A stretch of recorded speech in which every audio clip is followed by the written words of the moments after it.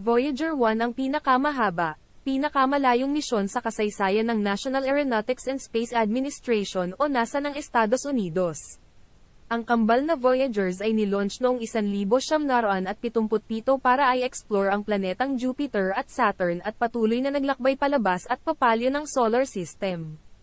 Ang Voyager 1 ang nagdiskubre ng mga bagong rings at buwan paikot ng dalawang higanteng planeta, at gumulat sa mga siyentipiko nang makakita ito ng mga bulkan sa Io, isa sa mga buwan ng Jupiter. Mula Jupiter ay nagpatuloy na ito sa paglalakbay. Nadiskubre din nito ang liyang bagong buwan ng Saturn.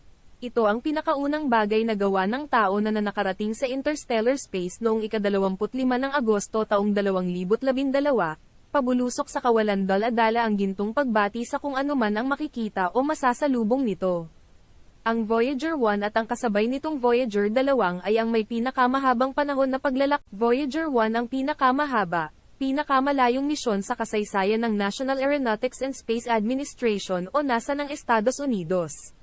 Ang kambal na Voyagers ay nilaunch noong 1977 para i-explore ang planetang Jupiter at Saturn at patuloy na naglakbay palabas at papalyo ng solar system. Ang Voyager 1 ang nagdiskubre ng mga bagong rings at buwan paikot ng dalawang higanteng planeta, at gumulat sa mga siyentipiko nang makakita ito ng mga bulkan sa Io, isa sa mga buwan ng Jupiter. Mula Jupiter ay nagpatuloy na ito sa paglalakbay. Nadiskubre din nito ang liyang bagong buwan ng Saturn. Ito ang pinakaunang bagay na gawa ng tao na nakarating sa interstellar space noong ika-25 ng Agosto taong 2012, pabulusok sa kawalan dala-dala ang gintong pagbati sa kung ano man ang makikita o masasalubong nito.